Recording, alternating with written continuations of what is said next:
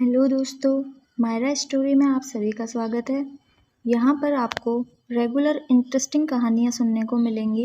धन्यवाद। 365 दिन, 365 वीडियोस। किसी काबिले में सरदार थे जिसके 2 बेटे थे।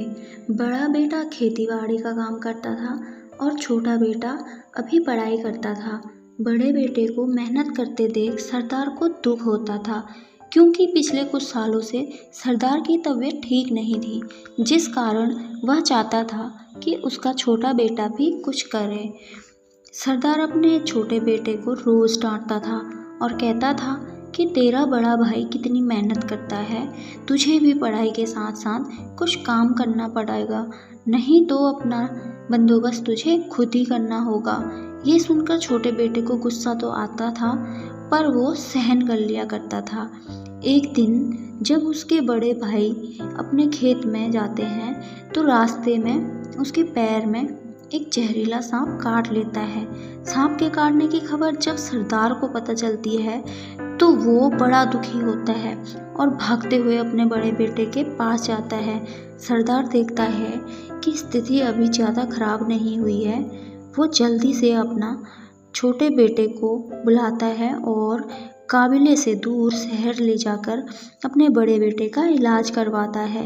इलाज तो हो जाता है, मगर उसके बड़े बेटे के पैर में परेशानी हो जाती है, जिसके कारण अब वह किसी कामकाज के लायक नहीं रहता।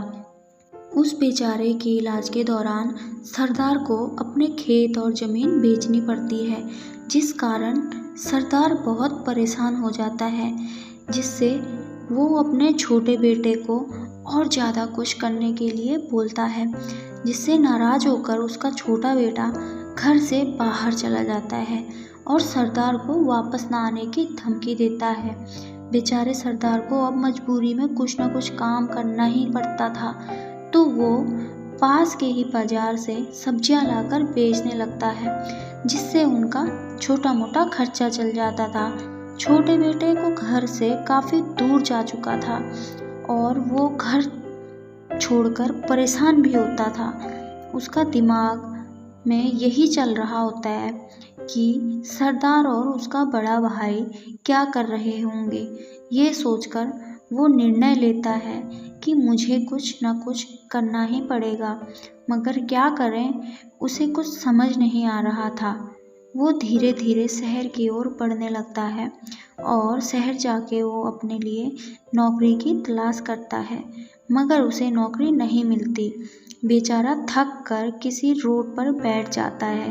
तभी अचानक उसके सामने एक पागल आदमी आ जाता है, जो उसको देखकर हंसने लगता है।